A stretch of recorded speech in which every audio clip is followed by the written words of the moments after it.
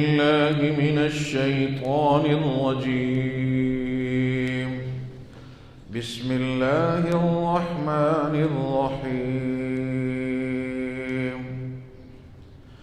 ليس البر أن تولوا وجوهكم قبل المشرق والمغرب ولكن البر من آمن بالله واليوم الآخر والملائكة والكتاب والنبيين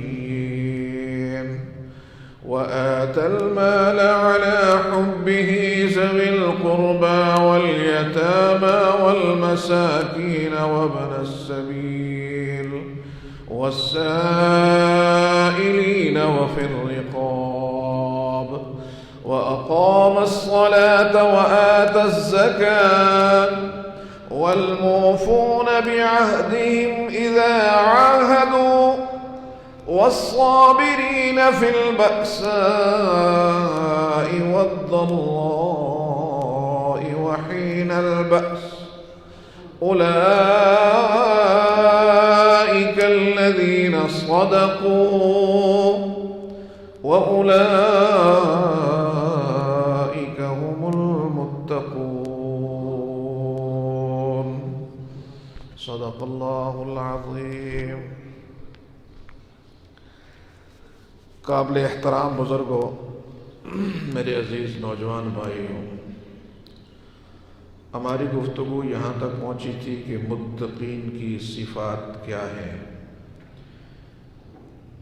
تو قرآن کریم نے متقین کی صفات کا تذکرہ کرتے ہوئے پہلا وصف بیان کیا کہ متقی کی پہلی صفت یہ ہے کہ اس کے اعتقادات، اس کا عقیدہ وہ درست ہوتا ہے. اگر عقیدہ درست نہیں ہے تو یہ بنیاد ہے، اس پر جتنی خوبصورت عمارت قائم کرو تو اس کی کوئی حیثیت نہیں ہوگی. اور اگر عقیدہ درست ہے، اس پر اعمال کی کمزور عمارت ہی کیوں نہ ہو، پھر بھی نجات کی امید ہے. لیکن عقیدہ ہی نہیں تو عقیدے میں سب سے پہلی چیز آ گئی کہ اللہ وحدہ لا شریک کی ذات پر، اس کے اسماء اور اس کی صفات پر غیر متزلزل یقین، غیر متزلزل ایمان. لہذا یہ سب سے اہم ترین چیز کہ اس کی الوہیت میں کہ وہ الہ ہے، اس کی ربوبیت میں کہ وہ پالنے والا ہے، اور اس کے اسماء اور صفات کہ وہ ہر جگہ موجود، ہر ایک کو دیکھنے والا، ہر ایک کی بگڑی سنوارنے والا، مشکل کشائی کرنے والا، خیر و شر عطا کرنے والا. یہ ساری کی ساری، سارے کے سارے وصف میرے اللہ کے لیے ہیں کہ یہ اللہ وحدہ لا شریک کے ساتھ جب بندے کا جوڑ اس طرح کا پڑ جاتا ہے تو بندہ پھر ایک قوت کے طور پر سامنے ابھرتا ہے، وہ اپنے آپ کو قوی سمجھتا ہے. پھر دوسرا فرمایا والیوم الآخر، آخرت پر ایمان. آج دو طرح کے گروہ پیدا ہو گئے.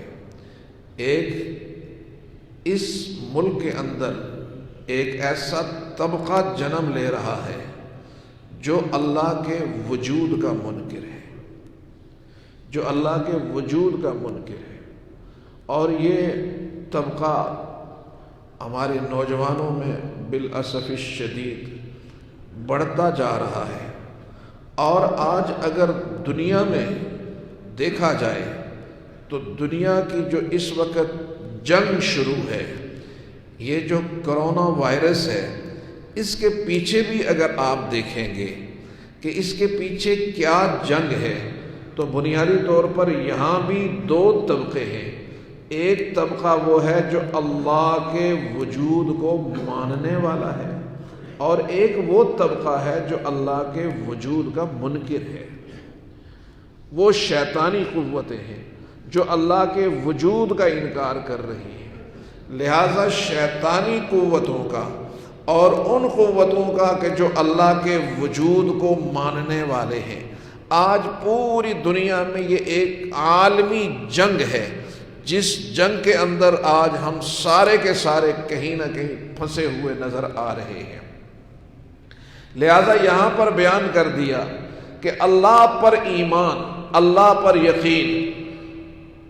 ہمارے امام ابو حنیفہ رحمہ اللہ تعالی کا ایک ملحد کے ساتھ مناظرہ ہوا، وہ اللہ کے وجود کا منکر تھا، تو امام صاحب مناظرے کے دن چند منٹ تاخیر سے آئے، تو اس نے بڑا شور مچایا کہ یہ ہے تمہارا امام جو وقت پہ نہیں آ سکا، تو یہ وقت پہ نہیں آیا اور جناب جو ہے وہ میں انتظار کر رہا ہوں۔ تو امام صاحب آئے تو پوچھا کیوں نہیں آئے؟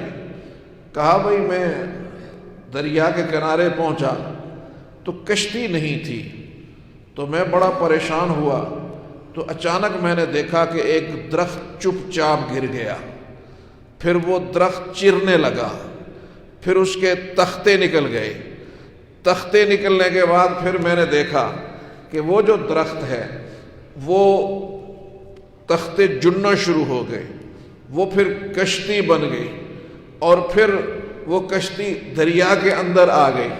میں اس کشتی پہ بیٹھا تو کشتی چلنے لگی، اس نے دریا عبور کر دیا۔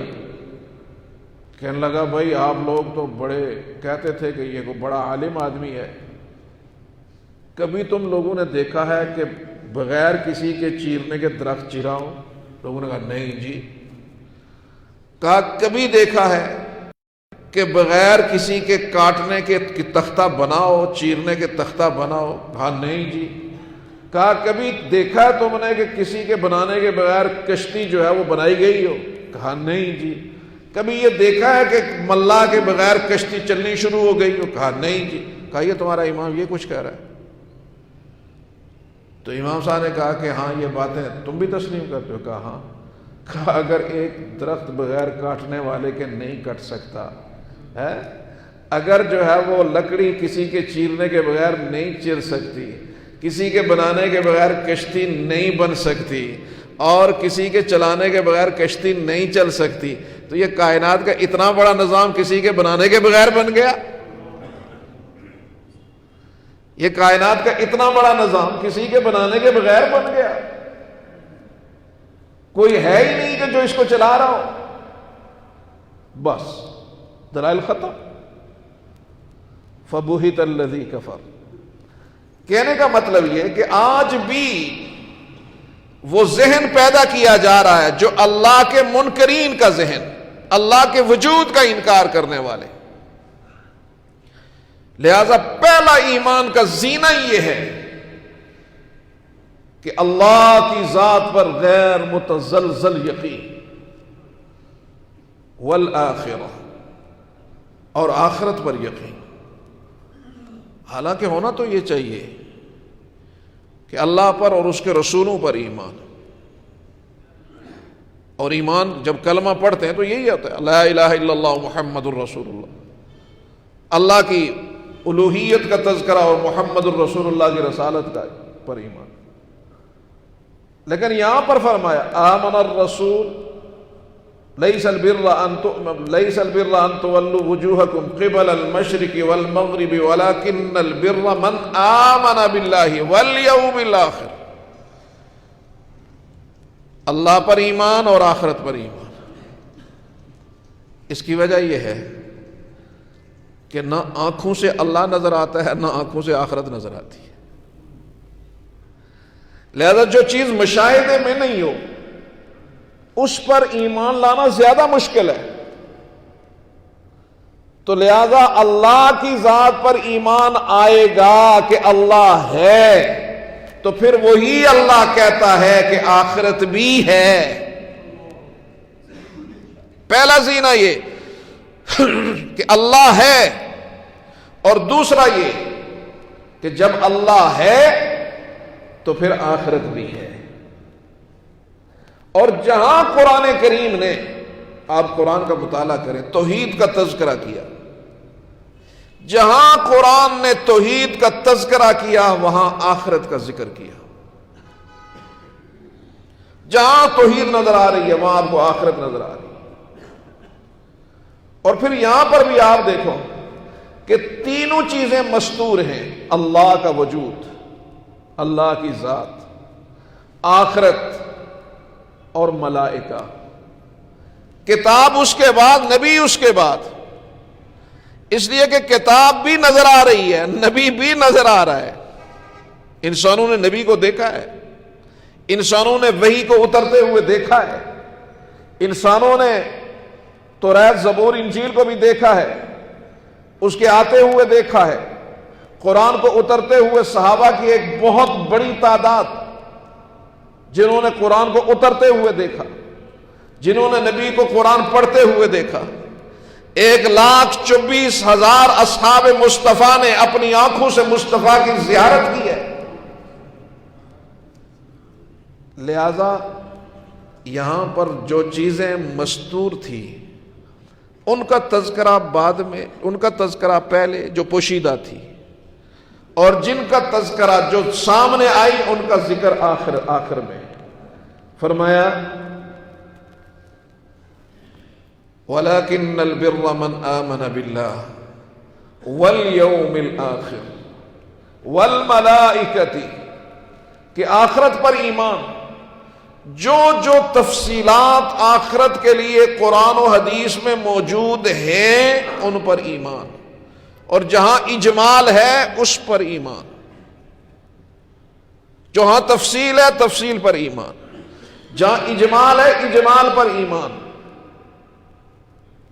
اور ملائکہ کے لیے جن ملائکہ کے اسماء موجود ہیں ان اسماء پر ایمان، جن کا تذکرہ تفصیل سے ہے ان کا تفصیل سے ایمان، اور جن کا اجمالاً ہے ان پر اجمالاً ایمان۔ اب اس کے بعد آ گیا والکتاب والنبیین، کہ جتنی آسمانی کتابیں اتری ہیں ان کتابوں پر ایمان، انبیاء پر ایمان۔ یاد رکھو، میں ایک مرتبہ سفر پہ تھا تو میرے ساتھ ایک کسی ایئر لائن کا پائلٹ بیٹھا تھا، تو میں نے اس سے پوچھا تو پتہ چلا عیسائی ہے۔ پھر میں نے سوچا کہ عیسائی بھی ایسے ہیں کہ جو اللہ کے وجود کو ہی نہیں مانتے، ایسے بس اپنے آپ کو کرسچن کہتے ہیں۔ پتہ کیا تو پتہ چلا کہ وہ اللہ کے وجود کو بھی مانتا ہے، آخرت کو بھی مانتا ہے۔ پھر کرسچینٹی کے حوالے سے، عیسائیت کے حوالے سے، اسلام کے حوالے سے بات کرتے رہے۔ جب تھوڑی ہمارے درمیان بے تکلفی بن گئی تو میں نے اس کو ایک سوال کر دیا۔ میں نے کہا کہ ہم مسلمان، آپ کی کیا رائے ہے نیگیٹو اور پازیٹیو تھنکنگ اور سوچ کے لیے؟ اس نے کہا نیگیٹو تو نیگیٹو ہے، کبھی بھی پسند نہیں کرتے، پازیٹیو اپروچ ہونی چاہیے۔ جب اس پہ پوری طرح بات ہو گئی تو میں نے کہا کہ اگر میں یہ دعویٰ کروں کہ مسلمان ہم پازیٹیو ہیں اور آپ کرسچن نیگیٹو ہیں تو وہ بالکل ایک دم ایسے کہنے لگا نہیں یہ کیسے ہو سکتا ہے، پوری دنیا ارل تسا مچایا ہوا ہے، تو یہ کیسے پاسبل نہیں ہے، یہ کیسے ہو سکتا ہے؟ میں نے کہا نہیں، صبر سے۔ تو کہنے لگا کیسے ہے؟ میں نے کہا دیکھو کہ آپ سیدنا عیسیٰ علیہ السلام کو نبی مانتے ہو۔ کہا جی، لیکن ہمارے نبی کو نبی نہیں مانتے، تو آپ نیگیٹو ہو گئے۔ اور ہمارا نبی ہمیں اس وقت تک اپنا امتی نہیں مانتا جب تک کہ ہم عیسیٰ علیہ السلام کو نبی نہ مانیں.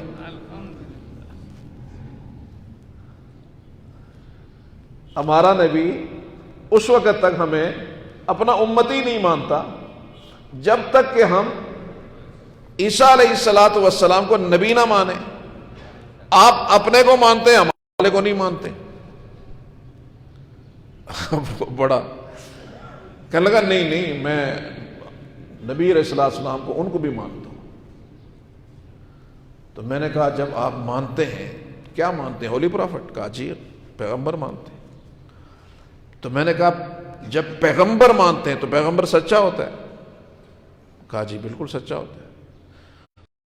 سچا پیغمبر کہتا ہے کہ عیسیٰ کی شریعت کینسل ہو گئی. تو اب اگر نبی مانتے ہو تو پھر اس کی بات بھی مانو. صلی اللہ علیہ وسلم. آپ یقین مانے کہنے لگا کہ میں بہت اس پر جو ہے وہ ڈیپلی اسٹڈی کروں گا اور انشاءاللہ العزیز شاید یہی ہماری سیٹنگ میرے اسلام میں آنے کا ذریعہ بن جائے. تو کہنے کا مطلب یہ ہے کہ انبیاء علیہ السلام کی ذات پر ایمان لانا آج ایک بڑا اہم مسئلہ ہے. اور وہ قادیانی یہ کہتے ہیں کہ ہم نبی علیہ السلام کو نبی مانتے ہیں، امام الانبیاء کو نبی مانتے ہیں، بلکہ وہ کہتے ہیں خاتم النبیین مانتے ہیں. پھر بھی آپ لوگ ہمیں مسلمان نہیں کہتے ہو. ہم ان کو نبی مانتے ہیں، خاتم النبیین مانتے ہیں، لیکن خاتم کا ترجمہ پتہ ہے کیا کرتے ہیں استاد؟ یہ عام لوگ تو سمجھتے ہیں دیکھو جی خاتم النبیین بھی کہتے ہیں. وہ خاتم کا ترجمہ یہ کہتے ہیں کہ یہ جس طرح ہم کہتے ہیں کہ فلاں آدمی پر تقریر ختم ہے، فلاں پر لکھنا ختم ہے، فلاں پر بولنا ختم ہے، یعنی اس جیسا کوئی اور خطیب نہیں، اس جیسا کوئی ادیب نہیں، اس جیسا کوئی طبیب نہیں. تو خاتم کا معنی یہ لیتے ہیں. اس کا مطلب یہ نہیں کہ بعد میں کوئی نہیں آیا الیاذ باللہ. میں نے کہا بدبختو، اگر صرف یہی ہوتا کہ خاتم النبیین آپ کا اعزاز ہوتا تو پھر آپ نے بعد میں کہہ دیا لا نبی یا بعدی، کہ میرے بعد نبی آ ہی نہیں سکتا. تو لہذا وہ کہتے ہیں کہ جی ہم نبی علیہ السلام کو نبی مانتے ہیں پھر بھی آپ ہمیں کافر کہتے ہیں. تو اس کے لیے یاد رکھنا ایک بڑی معقول بات، اور وہ یہ کہ حضرت موسیٰ علیہ السلام کو اسے سمجھ کے بڑے غور سے سننا کہ حضرت موسیٰ علیہ السلام کو جن لوگوں نے مانا، ایمان لایا، ان کو کیا کہتے ہیں؟ ہاں یہودی. حضرت موسیٰ کو ماننے والے ان کو یہودی کہتے ہیں. اب وہ موسیٰ علیہ السلام کے بعد حضرت عیسیٰ علیہ السلام تشریف لائے.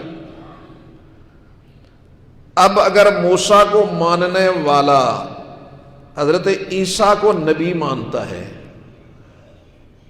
ان پر ایمان لاتا ہے، تو اسے کیا کہیں گے؟ عیسائی.